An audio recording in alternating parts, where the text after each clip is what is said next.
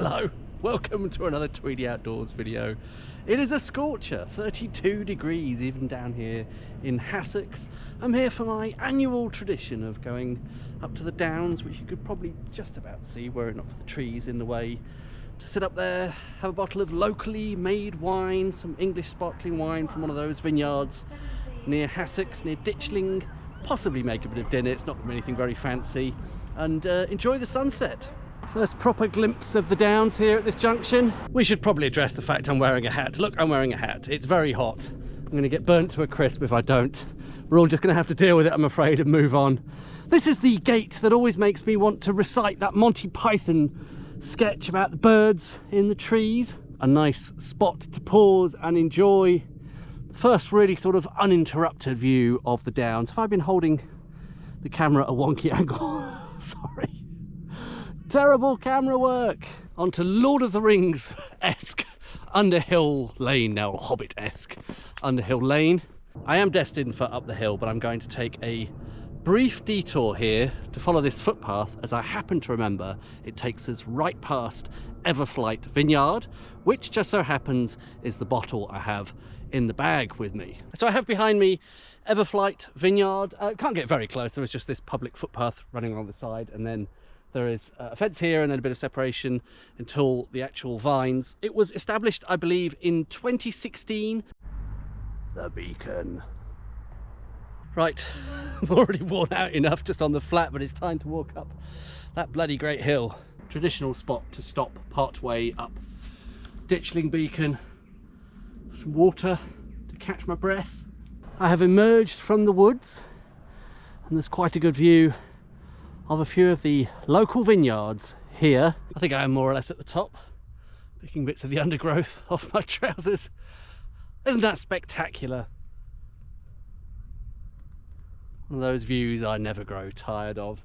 Not just the quintessentially English patchwork quilt of fields, but vineyards as well, which may not be such a traditional English scene in some people's minds, but do love this part of the country.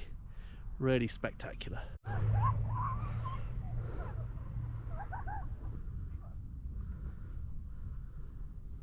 Thought I'd come and say hello to the old trig point atop, what a satisfying word that is, atop Ditchling Beacon. My favourite, or one of my favourite sitting spots near Ditchling Beacon, near the trig point, had 3 young ladies escaping from it because they seemed to be getting a swarm of flying ants, and as I walked through I encountered much the same. So I remember this from last year. That is a bit of an issue around this time of year on the top of the Downs. Seems like some spots are worse affected than others, so it may just be a case of trial and error. Almost as though the flying ants are defending anywhere that has a good view. As soon as I came over to this at least reasonably good spot, up came the flying ants. I don't know if you can see them on the ground down there. They seem to like my hat again. This looks like a nice spot. I have a view of Everlight Vineyard down there. The grass is a little bit shorter. No sheep in this field. I believe it's open access land. Sort of flat-ish bit of ground. It's not perfect, but it'll do. Just sitting down on for a bit. And as far as I can tell right now, no flying ants. Most important thing. I have the ice bucket. I have ridiculously lugged up the hill here. Look, there's actual ice in it. I have a bottle of Everlight's Rosé de Saignée 2019. Beyond there, down below me at the base of the hill, a few fields away, is the vineyard, Everlight Vineyard, and that little cluster of buildings off to the right that may or may not be the winery, or I don't know. It's a little bit hazy over there, isn't it? So I don't know, as always, second guessing at this stage what the quality of sunset is going to be like.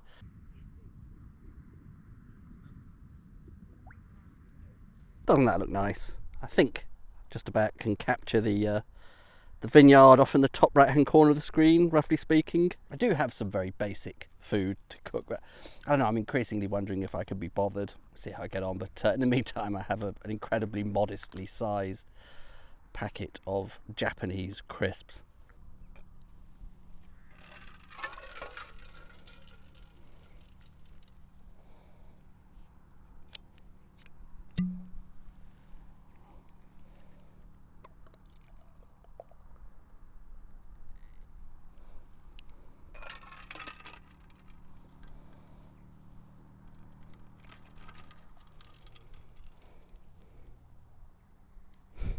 Cheers.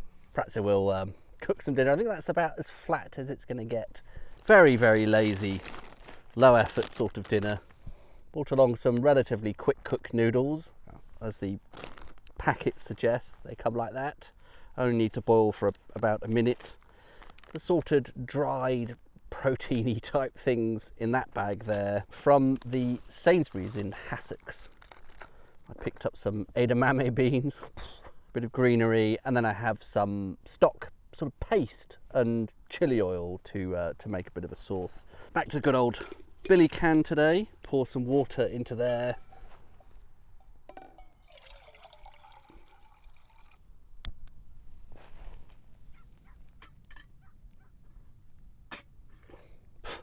Not looking very convincing, is it? I think these dried bits can probably go in now. Be soaking for a bit longer. We have a, not that you care, combination of freeze-dried tofu and some soya chunks. I doubt you're particularly interested in either. Might as well throw in some edamame beans.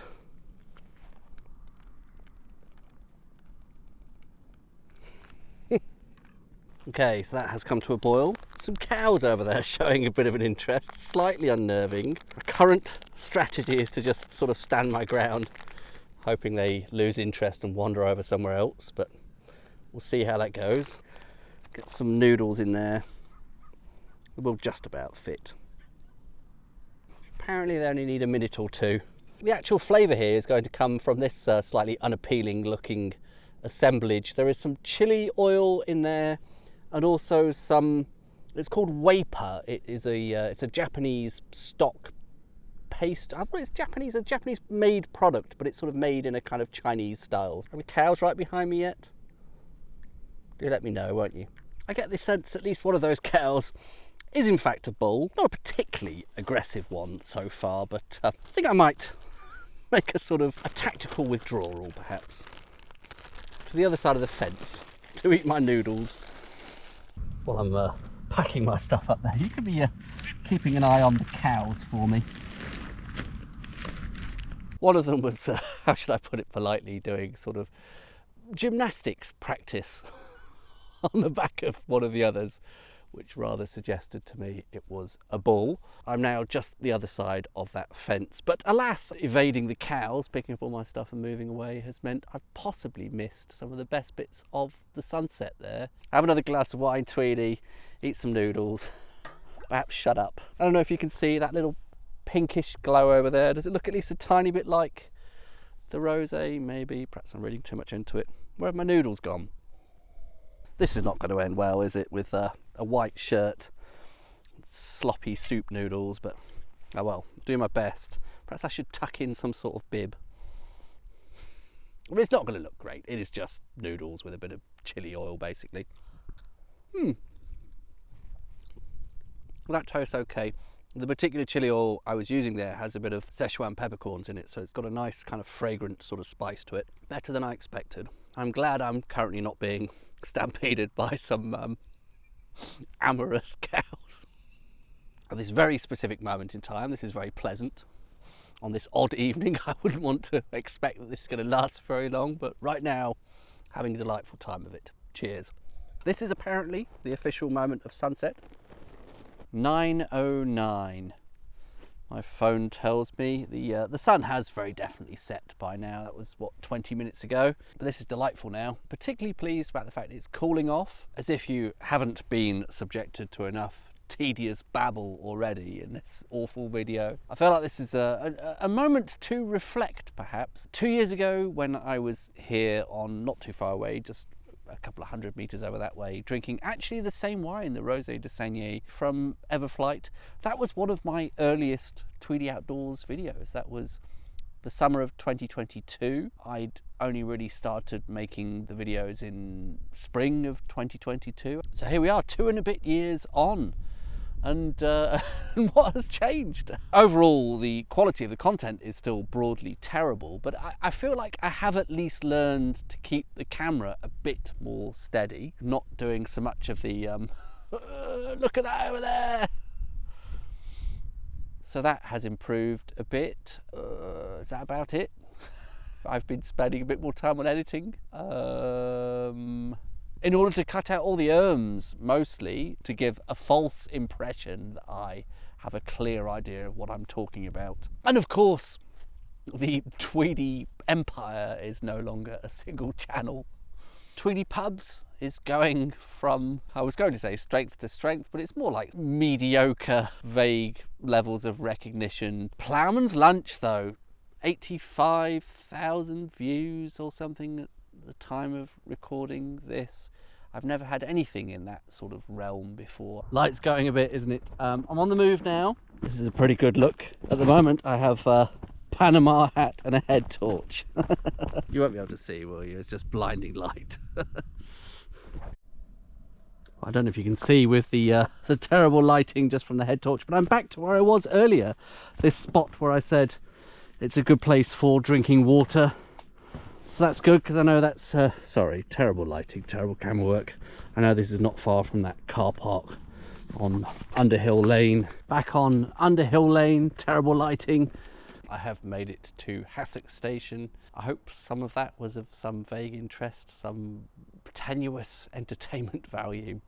Thank you very much for watching, and I'll see you on the next one. Bye bye.